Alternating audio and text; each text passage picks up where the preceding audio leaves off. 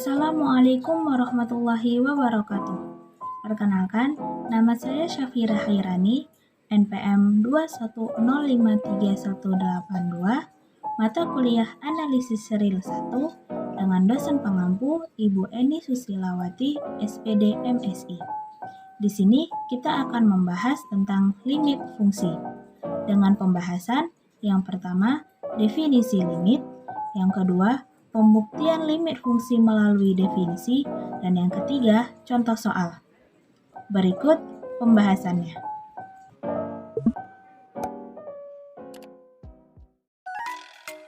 Pertama, kita akan membahas tentang definisi limit.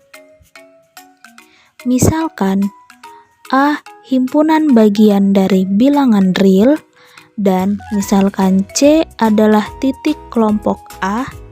Untuk fungsi f memetakan a ke r, bilangan asli L dikatakan sebagai limit fungsi pada C jika mengingat setiap epsilon lebih besar 0, ada delta lebih besar 0. Seperti itu bahwa jika X elemen A dan nilai mutlak X kurang C lebih besar 0 lebih kecil delta, maka nilai mutlak fx kurang L lebih kecil epsilon. Sekarang kita masuk ke pembuktian dengan definisi. Jika f memetakan A ke R dan jika C adalah suatu titik kluster dari A, maka f hanya dapat memiliki satu limit pada C. Pembuktiannya, misalkan bilangan L dan L aksen memenuhi definisi untuk setiap epsilon lebih besar 0, maka terdapat delta epsilon per 2 lebih besar 0.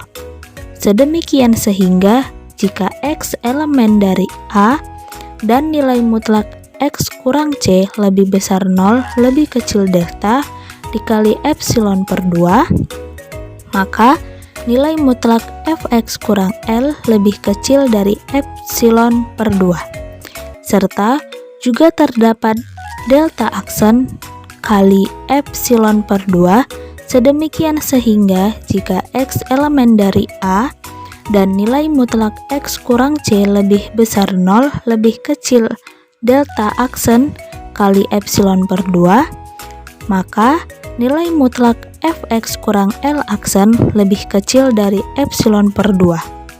Sekarang, misalkan delta didefinisikan infinity dari himpunan delta epsilon per 2, delta aksen epsilon per 2. Maka, jika X elemen dari A dan nilai mutlak X kurang C lebih besar 0 lebih kecil delta, ketidaksamaan segitiga tersebut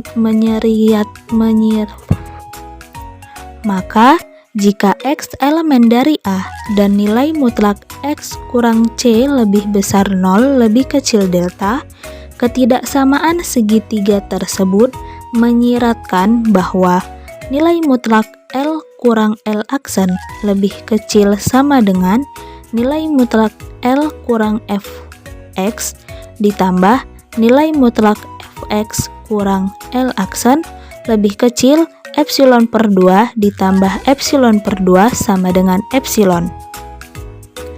Karena epsilon lebih besar 0 dapat berubah, kita menyimpulkan bahwa L kurang L aksen sama dengan 0, sehingga L sama dengan L aksen. Selanjutnya, kita akan masuk tentang definisi dari limit fungsi. Ambil A himpunan bagian dari bilangan real, sebuah titik C elemen bilangan real adalah titik kumpul dari A jika untuk setiap delta lebih besar 0. Ada paling sedikit satu titik X elemen dari A di mana X tidak sama dengan C, di mana nilai mutlak X sama dengan C lebih kecil delta.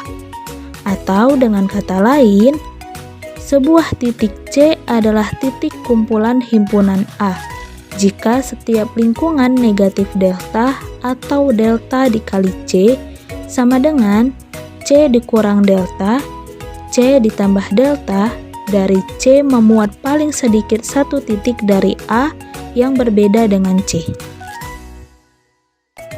Lalu kita masuk lagi ke bagian pembuktian dengan definisi. Sebuah angka C elemen bilangan real adalah titik kumpul dari subset A dari bilangan real jika dan hanya jika ada sebuah barisan AN di A di mana limit AN sama dengan C dan AN tidak sama dengan C untuk setiap N elemen bilangan asli. Pembuktiannya, jika C adalah titik kumpul dari A, maka untuk sembarang N elemen bilangan asli, lingkungan 1/N atau 1/N kali C memuat paling sedikit satu titik AN di A yang berbeda dengan C. Maka AN elemen dari A di mana AN tidak sama dengan C dan nilai mutlak AN kurang C lebih kecil dari 1/N mengakibatkan limit AN sama dengan C. Konversnya, jika ada sebuah barisan AN di A tanpa himpunan C dengan limit AN sama dengan C, maka untuk sembarang delta lebih besar 0 dari K sedemikian sehingga N lebih besar sama dengan K, maka AN elemen dari C. Oleh karenanya, lingkungan negatif delta atau delta kali C dari C memuat AN untuk N lebih besar sama dengan K, di mana pada A dan berbeda dengan C. Oke, di sini kita akan membahas satu contoh soal, itu kita akan membuktikan limit X per X ketika X menuju 0 itu sama dengan 1. Nah, sebelumnya kita kembali dulu ke definisi. Untuk semua epsilon lebih besar 0, terdapat delta lebih besar 0, di mana nilai mutlak X tambah C lebih kecil delta lebih besar 0, itu akan mengakibatkan nilai mutlak fx kurang L itu lebih kecil dari epsilon. Jadi, kita misalkan epsilon itu lebih besar 0. Nah, epsilon lebih besar 0 gitu kan, sehingga nilai mutlak X per X dikurang 1 itu akan lebih kecil dari epsilon. Nah, lalu untuk X tidak sama dengan 0, nah di sini kan kita sudah ada epsilon lebih besar 0. Lebih besar 0 berarti kan 0-nya itu nggak masuk kan. Nah, jadi ketika untuk X tidak sama dengan 0, apapun itu angkanya itu akan mengakibatkan hasilnya itu 1. Jadi seperti misalnya X-nya itu 2 per 2 sama dengan 1, ya kan, dia akan menghasilkan 1. Sehingga kita ambil contoh aja X-nya itu 1, sehingga 1 per 1 dikurang 1 lebih kecil epsilon. Nah, 1 per 1 itu kan 1 dikurang 1 itu lebih kecil dari epsilon. Nah, 1 kurang 1 itu kan 0, sehingga 0 lebih kecil dari epsilon. Sehingga kita dapat persamaannya nilai mutlak X lebih besar 0 lebih kecil dari delta.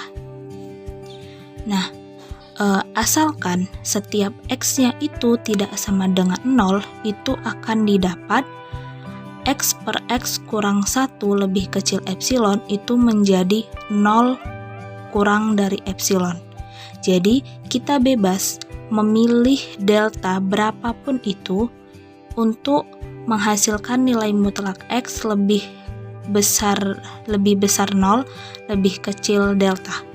Jadi ketika X-nya itu tidak sama dengan 0, berapapun itu akan menghasilkan dari persamaan ini, itu akan menghasilkan 0 kurang dari epsilon.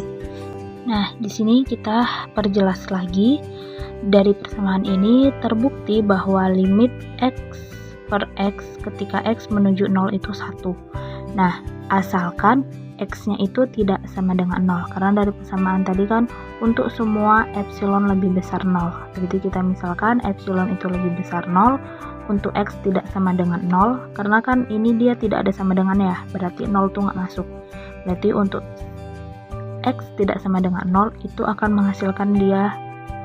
Dari persamaan ini, ketika kita masukkan x tidak sama dengan 0, itu akan menghasilkan ini. Nah, jadi di sini kita perjelas, asalkan x tidak sama dengan 0, akan didapat nilai mutlak x per x kurang 1 lebih kecil epsilon menjadi 0 kurang dari epsilon. Nah, 0 kurang epsilon, terbukti ya bahwa epsilon itu kan bilangan positif. 0 itu kan kurang dari epsilon, berarti sama. Jadi kita bebas memilih delta berapapun untuk nilai mutlak x lebih kecil delta lebih besar 0. Jadi terbukti bahwa limit x per x ketika x menuju 0 itu sama dengan 1. Demikianlah pembahasan video dari saya. Lebih dan kurangnya saya mohon maaf. Wabillahi taufiq wal hidayah. Wassalamualaikum warahmatullahi wabarakatuh.